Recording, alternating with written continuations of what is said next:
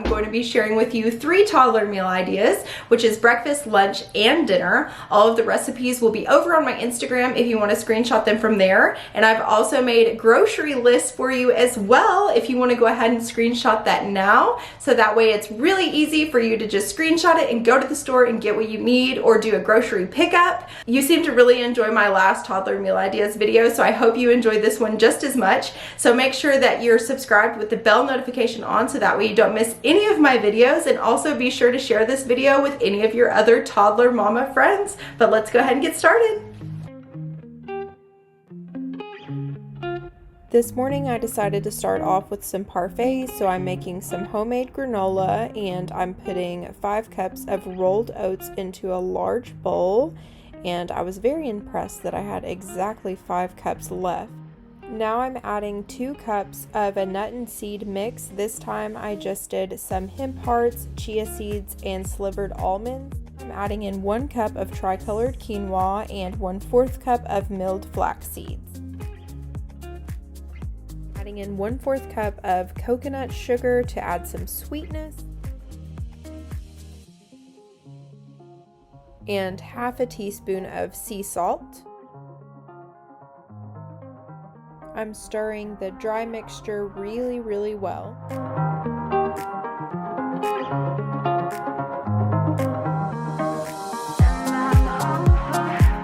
To make the wet mixture, I'm adding a half a cup of coconut oil to a pan over medium-high heat. Normally the coconut oil would still be solid, but this is still liquefied, but I'm still heating it so that way I can combine all of the ingredients. But I'm adding 1 tablespoon of vanilla extract and 3/4 cup of honey. This is local honey that I got from a friend, and I'm just going to mix all of that together. Now I'm just combining my wet and dry ingredients together and mixing them very well. Then I'll be adding 1 teaspoon of ground cinnamon and mixing it again until everything is combined thoroughly.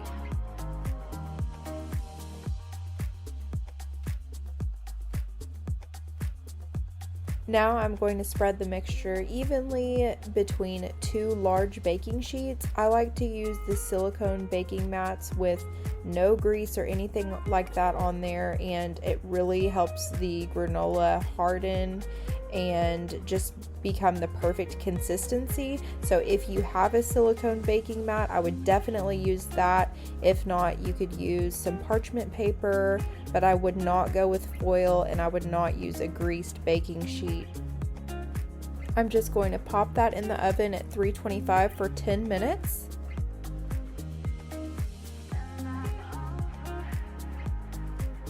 After 10 minutes, I'm going to stir the granola, and then I'm going to bake it again for another 10 minutes.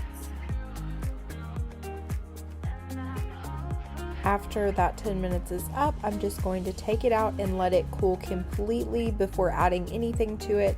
It smells so good. So I just went ahead and put everything into the fridge so that way it would cool faster. Once everything is cooled, I'm going to add the granola back into that large bowl, and I'm going to be adding in some dried fruit and some dark chocolate chips. I was going to add raw cacao nibs, but I could not find them anywhere where I live, so I just am using what I can find. And I should have used a bigger bowl this time because some was spilling over and that was a pain. But I'm just going to add it in there, mix it up together really well, and then that's done. Now to actually make the parfait, I'm going to be adding some whole milk plain yogurt into a bowl. You can use whatever kind of yogurt you want. If it's coconut yogurt or dairy-free, whatever you want to use, that's fine. And then I'm just going to top it with the granola and add a little bit of honey on top, and that's it.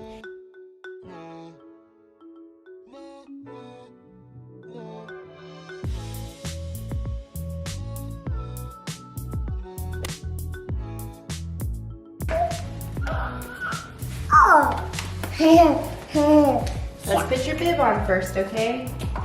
Yes. Good.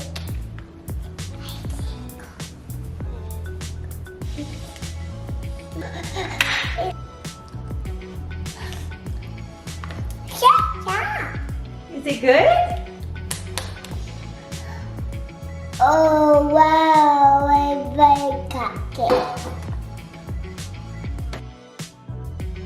For lunch, we're having tuna apple salad wraps. So I'm getting 2 cans of tuna in water and putting them in a medium-sized bowl. Now I'm adding 1 small apple,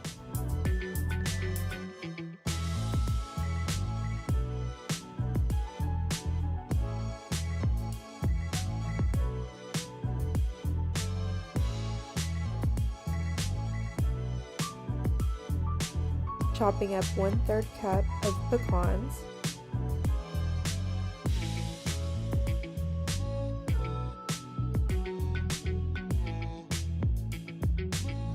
adding 1/3 cup of mayonnaise,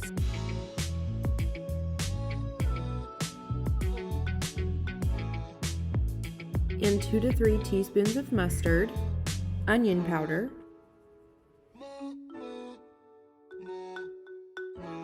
sea salt. Now I'm just adding some baby spinach onto a tortilla with the tuna mixture and some toppings and wrapping it up.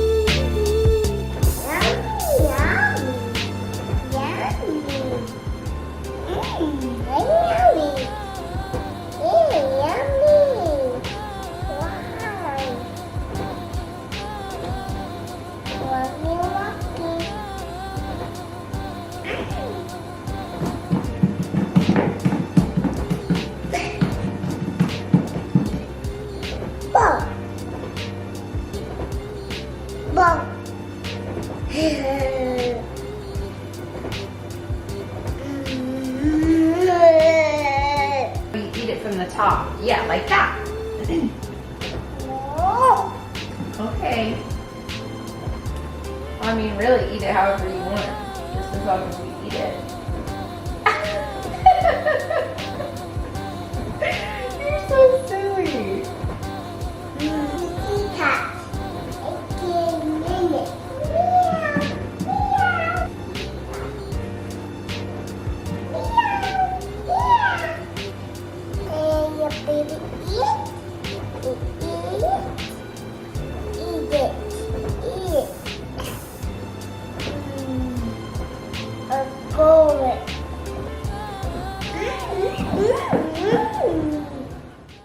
For dinner, we're making copycat spaghettios, and this is one of Luxie's favorites, and I'm not gonna lie, it's one of my favorites too. You're not gonna wanna miss this.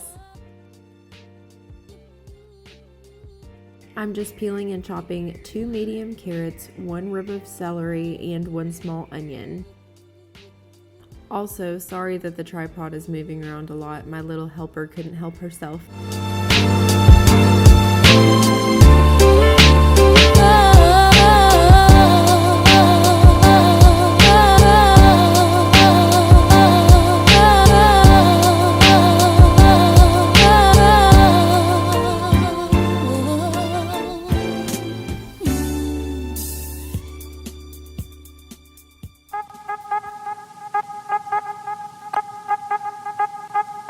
Now I'm just opening up 3 cans of tomato sauce and 1 can of tomato paste.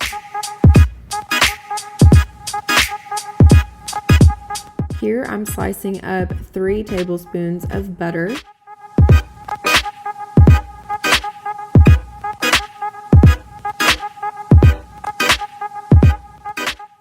I couldn't find any O-shaped pasta locally, but I could find this small shell pasta, which actually ended up being perfect. But if you want that spaghetti O-shaped pasta, you can get some online. I found some on Amazon and other places. So it is available, just not in any local stores, for me anyways. Now, while the pasta is cooking, I'm adding the butter into a large saucepan over medium heat. Once the butter is melted, I'm going to go ahead and add all of my veggies.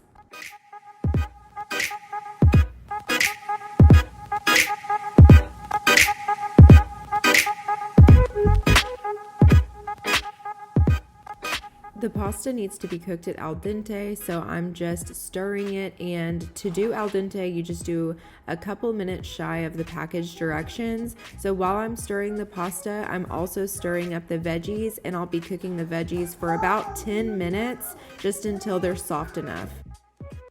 Now I'm just adding in some sea salt to the veggie mixture.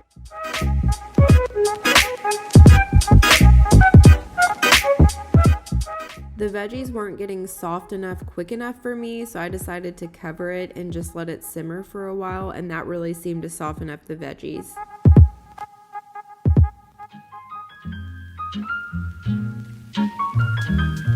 I always have to feel of the noodles to see if the consistency is right, and so that's what I'm doing, if you're wondering. Since the pasta is done cooking, I'm just getting half a cup of some starchy pasta water to add into my sauce before I drain it. So don't forget to do that part because you need it. Time to drain the pasta. I really like buying the bags of fresh peeled garlic. It just makes it so much easier. So I'm just chopping up 2 garlic cloves.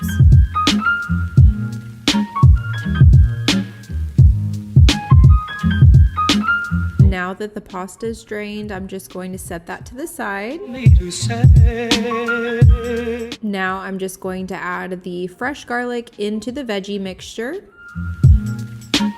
Cooking is something that's very special to me, and Luxie knows it. So when Luxie comes and tries to help me in the kitchen, it doesn't bother me at all. I really enjoy it, and I hope that you will understand that too with your toddlers, just to keep it a safe environment and let them watch and let them explore, because it really is a big learning opportunity, and sometimes they just want to cook with mama.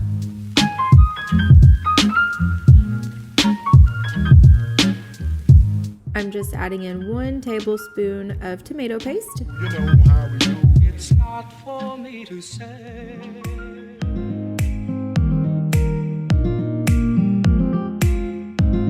Now I'm adding in all 3 cans of tomato sauce.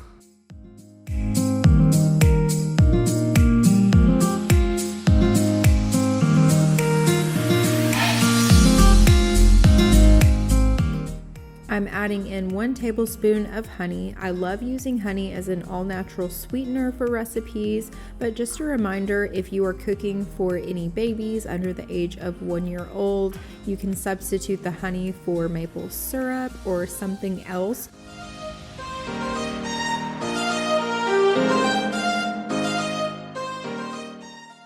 Now I'm just going to let that simmer for about 10 minutes. After 10 minutes, I'm going to go ahead and add that half a cup of the starchy pasta water. Mix that in.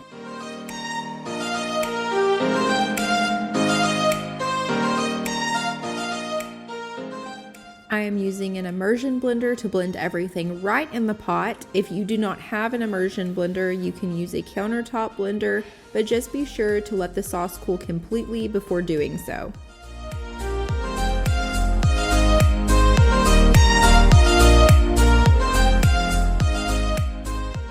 So once the sauce is completely blended, you can go ahead and add it over into your pasta. Don't be like me and make sure that everything is completely blended, because I had some chunks of carrots in there, but it didn't really bother us. So I just mixed it all together and it turned out so good. Let's see what Luxie thinks.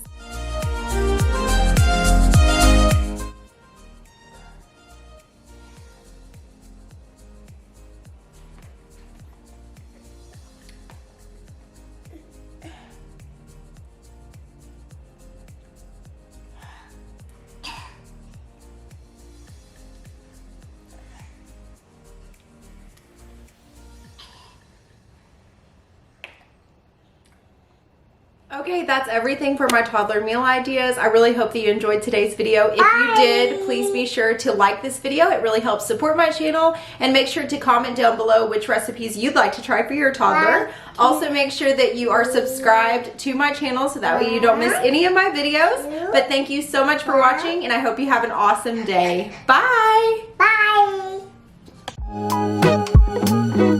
Bye.